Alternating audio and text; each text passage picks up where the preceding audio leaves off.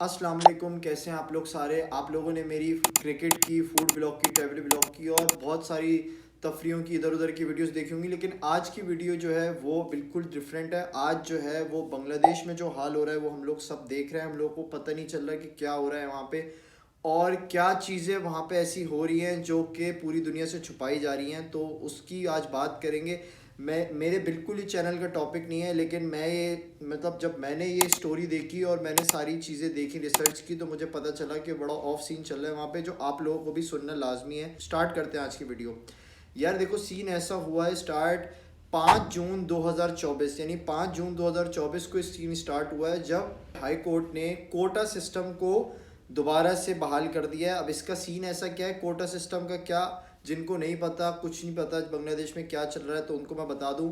बांग्लादेश में जो है वो एक कोटा सिस्टम जो है वो चलता था जब से बांग्लादेश आज़ाद हुआ है, यानी दिसंबर 1971 से एक कोटा सिस्टम बांग्लादेश में चलता था। उसमें ये होता था कि जो फ्रीडम फाइटर्स हैं, जिन्होंने आज़ादी दिलवाई बांग्लादेश को, उनको जो है एक ख़ास कोटे के तहत गवर्नमेंट जॉब मिल जाती थी। अब जब ये सारा सीन शुरू हुआ दोबारा के कोटा सिस्टम, क्योंकि 2018 में शेख हसीना जो बांग्लादेश की प्राइम मिनिस्टर है, जो 15 साल जिन्होंने हुकूमत की और आज उन्होंने फाइनली रिज़ाइन दिया है, इस पे बात वीडियो के एंड में करते हैं। भी बड़ी हेडलाइन बनी हुई है आजकल। हुआ सीन ऐसा है कि जैसे ही ऐसा अनाउंसमेंट आया हाई कोर्ट की तरफ से कि कोटा सिस्टम बहाल कर दिया गया है, तो उस पर फिर पीसफुल प्रोटेस्ट स्टूडेंट्स की तरफ से आना शुरू हुए, जो कि जायज़ भी थे। स्टूडेंट्स का ये कहना था कि भाई, हम लोग इतनी मेहनत करते हैं मेरिट पे आने के लिए, हम लोग गवर्नमेंट जॉब्स के लिए पेपर देते हैं, इंटरव्यूज़ देते हैं, उसके बावजूद हम लोगों को 44% जो हिस्सा है वो अलॉट किया जाता है, जबकि कुछ ना करके जो फ्रीडम फाइटर्स के जो नस्लें चल रही हैं उनको ऐसी कुछ ना करके जो है वो मिल जाता है, जो कि गलत है। तो खैर, उसके बाद सीन ऐसा होता है कि ईद आ जाती है बीच में, जैसे अभी पिछले महीने ईद आई थी, तो ठंडा हो जाता है मामला। उसके बाद जो है दोबारा बहुत तेज़ी से गर्म होना शुरू होता है मामला, और ऐसा यहाँ तक आ जाती है बात कि पुलिस आ जाती है, आर्मी आ जाती है रोड्स पे, और स्टूडेंट्स ने भर के प्रोटेस्ट किया। मतलब इतना प्रोटेस्ट करते हैं स्टूडेंट्स। और ये भी फोटोज़ और वीडियोज़ आई हैं कि पुलिस की गाड़ियां जो है वो स्टूडेंट्स के ऊपर से चला दी गई हैं, और आज के दिन, जिस दिन ये वीडियो शूट हो रही है, 90 से ज़्यादा स्टूडेंट्स को जो है वो मौत की नींद सुला दिया गया है। और जब से ये प्रोटेस्ट स्टार्ट हुआ है तब से लेके अब तक 300 350 से ज़्यादा लोगों को जो है वो मार दिया गया है, जो स्टूडेंट्स हैं बेसिकली। और इसके अलावा हज़ारों ऐसे लोग हैं जो ज़ख्मी हैं और जो जेलों में बंद हुए हैं। तो खैर, अब कहानी स्टार्ट होती है यहाँ तक कि उसके बाद होता सीन ये है कि जो शेख हसीना है, जो इनकी प्राइम मिनिस्टर हैं, 15 जुलाई 2024, मतलब जब प्रोटेस्ट को ये एक महीना गुजर गया, उसके बाद इनका एक बयान सामने आता है, और जो बहुत ही तल्ख बयान आता है, जिससे और आप कह लो कि मिर्ची लग जाती है स्टूडेंट्स को। ये कहती हैं कि भाई, अगर हम लोग फ्रीडम फाइटर्स को हिस्सा नहीं देंगे अपना गवर्नमेंट जॉब्स में, तो क्या रजाकारों को देंगे। अच्छा, अब ये बात हो गई। अब हम लोगों को नहीं पता कि भाई ये फ्रीडम फाइटर्स तो हमें समझ आता है कि क्या है, रजाकार हमें समझ नहीं आता। इसके लिए आपको पीछे आना पड़ेगा, रजाकार और फ्रीडम फाइटर्स क्या हैं ये देखने के लिए। अच्छा, ये बात आप जहन में रखें कि शेख हसीना जो आज प्राइम मिनिस्टर हैं, वो बेटी हैं शेख मुजीबुर रहमान की। शेख मुजीबुर रहमान कौन है?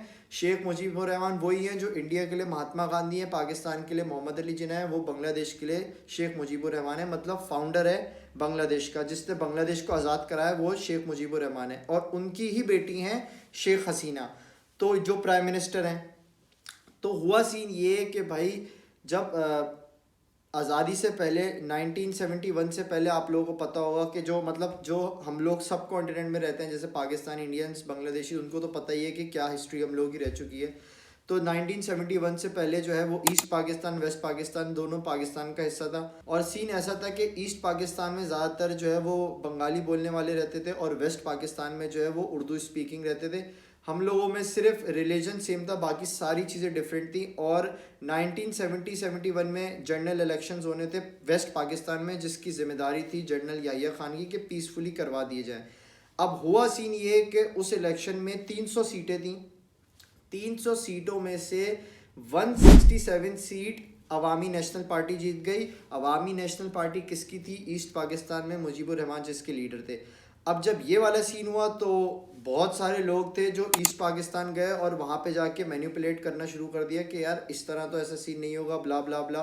और याहिया खान को भी ये पता था कि अगर इनकी पार्टी ईस्ट पाकिस्तान में जो अवामी लीग है, अगर ये वेस्ट पाकिस्तान में आ जाती है, पावर में आ जाती है, तो फिर जो है वो हमारे लिए बड़ा मसला हो जाएगा। तो इन लोगों ने बहुत कोशिश की कि वहाँ पे इन अपने लोगों को भेजा जाए ईस्ट पाकिस्तान में, और ये जो राइट्स और ये सब जो होना शुरू हो गए उनको रोका जाए। अब रजाकार वो है जो ईस्ट पाकिस्तान यानी जो अभी बांग्लादेश है यहाँ पे रहते हुए जो वेस्ट पाकिस्तान जो अभी का पाकिस्तान है उसकी हिमायत कर रहा था, उसको रजाकार बांग्लादेशी बोलते हैं। कि यानी ईस्ट पाकिस्तान में होते हुए फिर भी फेवर वेस्ट पाकिस्तान की कर रहा है, उसको ये लोग रजाकार बोलते हैं बांग्लादेशी। खैर सीन ये होता है कि फिर ईस्ट पाकिस्तान के अंदर आवाज़ें आना शुरू हो गई बांग्लादेश की, और बांग्लादेश के झंडे जो है वो घरों पे लगना शुरू हो गए, और एक माहौल बनने लग गया कि हम लोगों को जो है एक सेपरेट होमलैंड चाहिए अपने लोगों के लिए। और उसका नतीजा ये हुआ कि दिसंबर 1971 में यानी दिसंबर 1971 में बांग्लादेश वजूद पे आ गया, और वेस्ट पाकिस्तान और ईस्ट पाकिस्तान टूट गए। वेस्ट पाकिस्तान पाकिस्तान बन गया और ईस्ट पाकिस्तान बांग्लादेश बन गया, और इन दोनों को सेपरेट कर देता है इंडिया। आप लोगों को मैप पे पता ही है क्या सीन चल रहा है यहाँ पे मैप में। तो खैर उसके बाद जब ईस्ट पाकिस्तान वेस्ट पाकिस्तान से अलग हो गया तो शेख मुजीबुर रहमान पे बड़ा मसला होना शुरू हो गया, और वहाँ पे जो है वो करप्शन बगावतें होना शुरू हो गई, जिसकी वजह से मुजीबुर रहमान ने बहुत कोशिश की कि इस तरह का सीन ना बैठे। लेकिन फाइनली 1975 में यानी आज़ादी के 4 साल बाद शेख मुजीबुर रहमान को असैसिनेट कर दिया गया। उन्हीं के घर में घुस के फ़ौज ने, और उनकी बीवी को, उनको, उनकी बहुओं को, उनके बेटों को मार दिया, जिसमें से एक बेटा तो 10 साल का था। लकीली 2 उनकी बेटियां, जिसमें एक शेख हसीना और एक उनकी बहन, वो बच गए। वो कैसे बच गए? क्योंकि वो जर्मनी में थे तो उनकी जान बच गई। उसके बाद जब शेख हसीना बांग्लादेश, पहले तो वो इंडिया आई, उसके बाद जब वो वापस बांग्लादेश गई तो अवामी लीग जो उनके फादर की पार्टी थी उसकी वो प्रेसिडेंट बनी, और उसके बाद जो उन्होंने पार्टी को लेके चला, और ये एक फिक्स कर दिया गया कि जो फ्रीडम फाइटर्स हैं उनके लिए कोटा 56% होगा जो गवर्नमेंट जॉब के लिए आ सकते हैं, और बाकी के लिए 44% होगा। अब मूविंग फॉरवर्ड टू 1990s, अब जब 1990s का वक्त आया तो फ्रीडम फाइटर्स की जो कोटा का जो पोर्शन था वो फिल आउट नहीं हो पा रहा था, क्योंकि लोग इतने बच्चे नहीं थे, वो कुछ जितना भी कर लें फिल आउट नहीं हो पा रहा था 56%। तो उस पर एक और रूल निकाला गया कि अब फ्रीडम फाइटर्स के जो बच्चे हैं वो भी आ सकते हैं इसमें। और उसके बाद 2010 में फिर दोबारा एक और रूल निकाला गया कि बच्चे तो बच्चे, पोता पोती, नवासा नवासी भी आ सकते हैं, जिस पे जो मेरिट पे आ रहे हैं जाहिर है उनका खून खोल गया कि भाई ये क्या सीन हो रहा है। तो ये चल रहा था बांग्लादेश में। 2018 में फिर जब जोर आया तो शेख हसीना जो 15 साल से प्राइम मिनिस्टर थी बांग्लादेश की, तो उन्होंने फिर जोर में आके ये फैसला वापस लिया और चेंज किया कि भाई कोटा सिस्टम ऑफ है, और अब जो भी आएगा मेरिट पे आएगा। और अब जैसे मैंने आपको वीडियो के शुरू में बताया कि 2024 5 जून 2024 को जो है ये हाई कोर्ट ने फैसला वापस ले लिया, जिसके बाद राइट्स शुरू हो गए और बहुत दंगे फसाद, जिसकी वजह से बांग्लादेश को भी मोर देन $2 बिलियन का नुकसान हो गया। अच्छा, अब moving forward to the story, ये वाला जब सारा सीन होता है तो स्टूडेंट जो है वो तो भाई ठीक ठाक प्रोटेस्ट कर रहे हैं। तो बांग्लादेश की जो प्राइम मिनिस्टर हैं शेख हसीना, उन्होंने अपने ही लोगों को टेररिस्ट भी बोलना शुरू कर दिया, जिसकी वजह से और आग लग गई।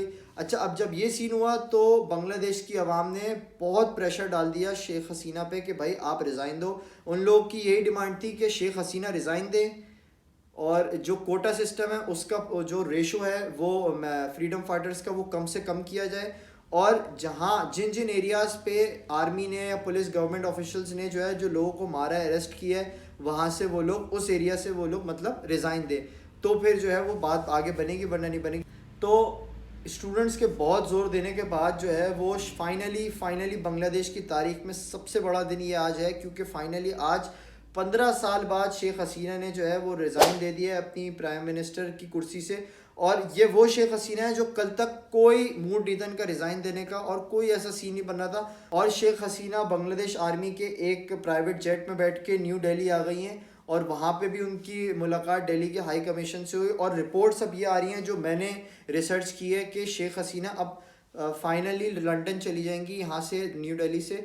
और ये भी न्यूज़ आ रही थी कि शेख हसीना से जो है वो शेख हसीना को लास्ट एड्रेस करना था अपनी आवाम से, लेकिन अनफॉर्चुनेटली वो नहीं कर पाई।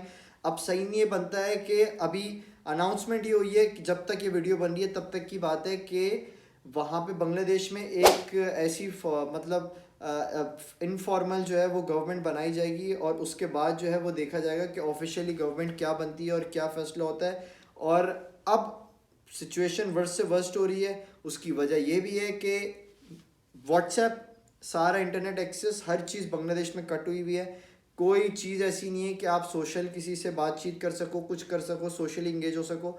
अब ये है कि जब से अपना शेख हसीना जब रिज़ाइन दिया है, तो अब देखते हैं कि आगे क्या होता है। लेकिन अभी तक के लिए तो यही हुआ था कि शेख हसीना ने रिज़ाइन दे दिया था। अब इसमें मुझे आप लोग बताओ कि आप लोगों को क्या लगता है कि क्या होगा आगे। शेख हसीना ने जो करती आ रही है वो सही किया, या बांग्लादेश की आवाम ने जो है वो जो प्रोटेस्ट किया वो सही किया या गलत किया, या इसकी वजह से लोग ही बहुत सारे मारे गए? क्योंकि रिपोर्ट्स के मुताबिक अभी तक 300 से ज़्यादा लोग जो है मर चुके हैं और थाउजेंड्स ऑफ पीपल जो है वो इंजर्ड हैं और जो है वो जेल के पीछे हैं। अच्छा, अब मुझे पर्सनली इससे क्या सबक मिलता है यार, as a Pakistani, as a Indian, as a Bangladeshi, या आप किसी भी कंट्री से ताल्लुक़ रखते हैं, आप ये देखें, आवाम से ही मुल्क बनता है और लोगों से ही मुल्क चलता है। आपकी इकॉनमी मुल्क की चलती है। अगर लोग स्ट्रॉन्ग होना तो गवर्नमेंट किसी का कुछ नहीं कर सकती। हमारे अपने कंट्री में बहुत सारे ऐसे करप्शन है, बहुत सारे ऐसे मसले हैं जो कि हम लोग हाथ पे हाथ धरे बैठे रहते हैं, कुछ करते नहीं हैं। अगर हम लोग यूनाइट हो जाएं तो फिर आवाम का कोई कुछ नहीं कर सकता। ये एक मिसाल अभी सेट की है बांग्लादेश के स्टूडेंट्स ने कि 15 साल शेख हसीना जो है वो प्राइम मिनिस्टर की कुर्सी पर बैठी थी, इतने हैवी प्रोटेस्ट किए कि उन्हें कंट्री छोड़ के रिज़ाइन करके भागना पड़ गया। तो अगर हम भी चाहें, अगर हम भी एक हो जाएं, तो हम भी बहुत सारी ऐसी मुसीबतें, बहुत सारे ऐसे पहाड़ हैं जो हम चढ़ सकते हैं। इसके अलावा आप लोग मुझे लाजमी कमेंट करके बताएं, और अगर आपको चैनल अच्छा लग रहा है तो आप चैनल को सपोर्ट करें।